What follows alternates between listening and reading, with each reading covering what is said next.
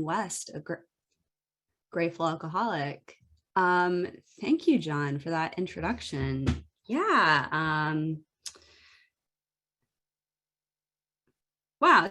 Okay. I've got 15 to 20 minutes, and it's a bit of a long story, so I'm just going to jump right into it.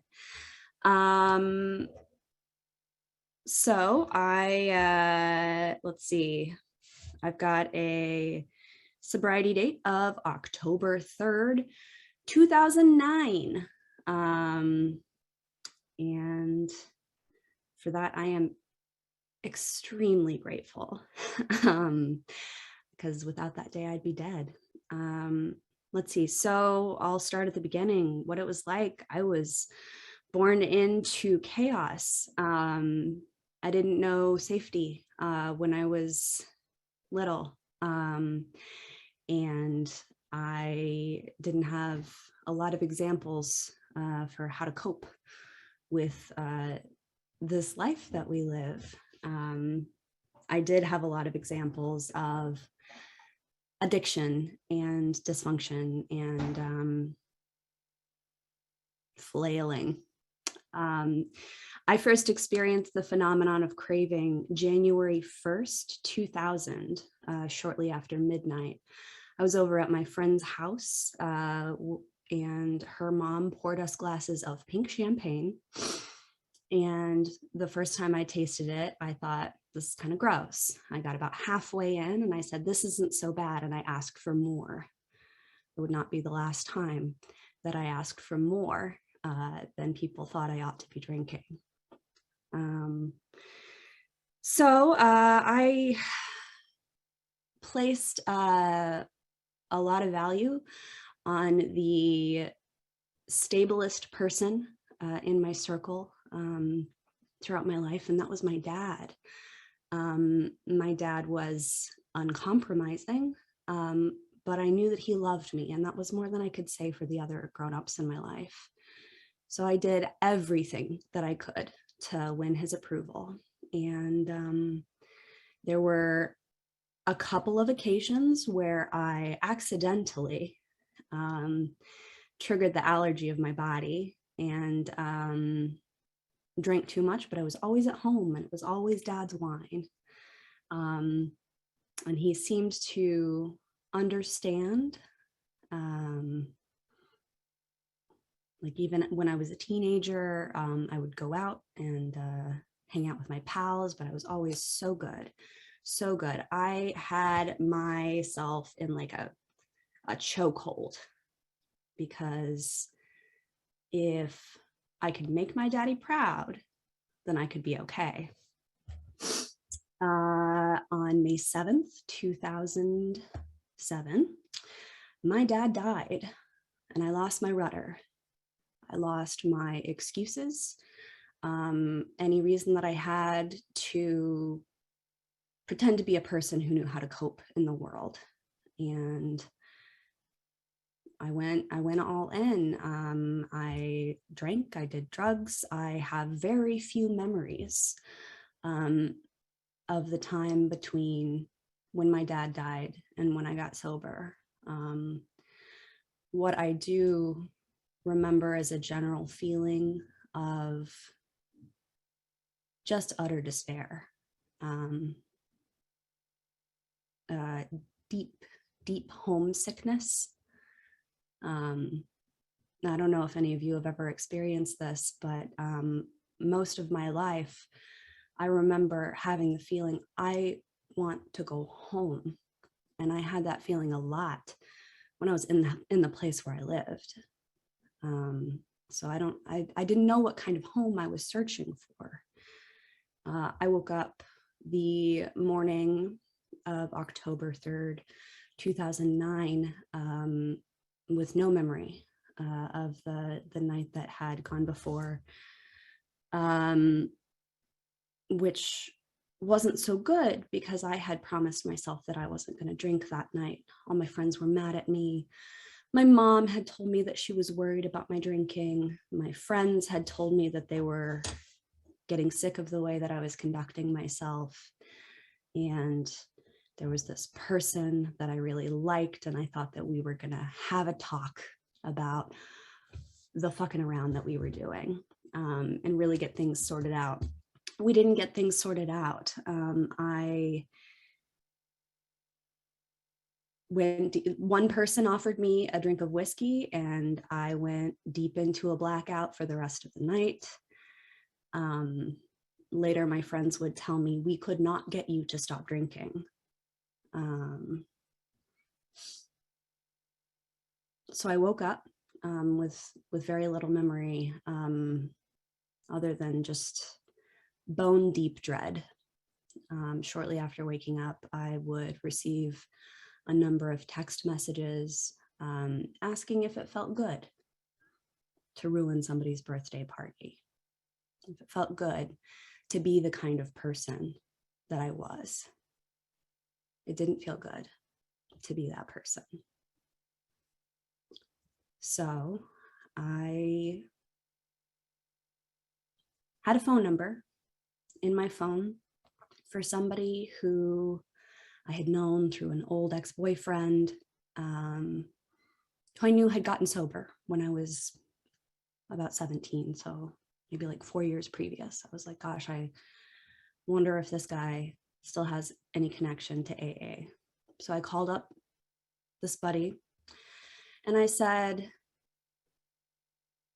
how do I know if I'm an alcoholic? See, I had done a lot of Googling in the years leading up to that. This, if you've ever Googled this, this is a red flag for alcoholism. The Google search is hangover versus withdrawal symptoms. So my buddy told me that if I don't know when I'm going to stop if I start drinking, and it's impossible to not start drinking, that is possible that that I might have a problem with alcohol. And I said, well, I guess I need to go to a meeting. This buddy dropped everything that he had going on for his day, and he scheduled a 12-step visit with me. We went and we got a cupcake, and he talked to me about his experience. And he told me what it was like, what happened, and what it was like now for him. And we went to a meeting. We went to a 5 p.m. meeting in Oklahoma City, and it was a small meeting. There were like 4 or 5 people there. And I said, I'm West, I'm probably an alcoholic. And a woman came up to me afterward and she said, what do you mean probably? I was like, this is my first time, I don't know. After that, I went to dinner with aforementioned ex and the buddy who had just taken me on a 12-step call. We went to a Vietnamese place and I had a bowl of pho. Afterward, we went to a 10 p.m. meeting, and I was feeling more and more like, yeah, I think this is what I need to do. I remember hearing about people who had like over a year of sobriety, and I was like, that's preposterous. Like the thought of not drinking for over a year gave me a panic attack. I couldn't engage with the thought. I was like, that's ridiculous. I don't have anything in common with those people. There's nothing that they're going to do to help me. But somebody stood up in that 10 p.m. meeting and she said, hey, I'm Allie, and I have 3 months sober today. And I was like, now she might be able to help me. She might know a little something. The thing that sealed my I'm going to stick around and try this AA thing was an old biker in the corner, and this is a 10 p.m. meeting. They sort of left the lights real dim in there. He's sitting in the corner. You can see like the cigarette smoke stains in his beard. And he spoke about the despair that he felt when he got sober, how hopeless he felt, how alone he felt. And I felt that in my gut that day.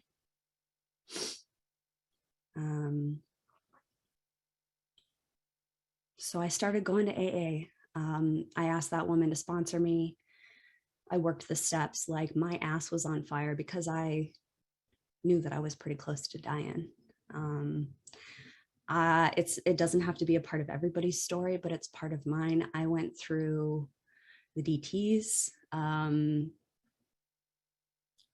I was in pain, hallucinating, not sleeping, shaky for a couple of weeks after that, and stuck it out.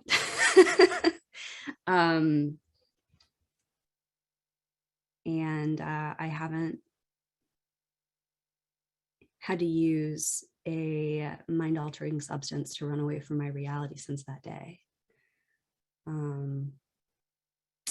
So I have been sober for 12 years, 1 month and 17 days. January 1st, 2000, I was 23 days short of 12 years old, which means that I have now been sober longer than I had been alive when I first experienced the allergy of the body that told me, that I now know to mean that I have this disease. And if I ever stray too far from a relationship with God, from my connection to this program to the 12 steps and 12 traditions, I can still die. This disease, man, at 12 years in the program, a lot of your friends die.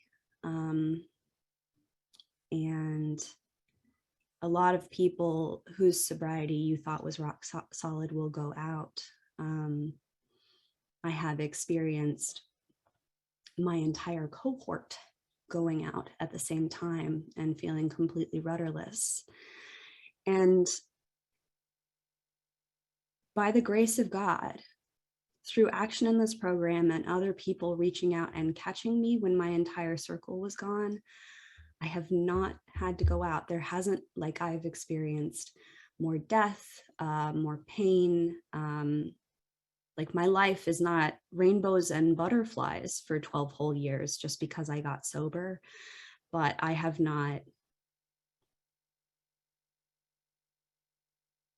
had a hangover in 12 years. I haven't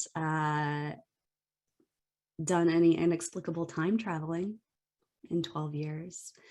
And I've had the opportunity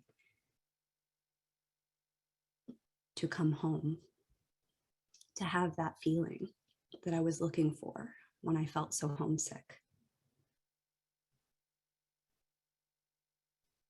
My home is connection to my fellow human beings and to my higher power.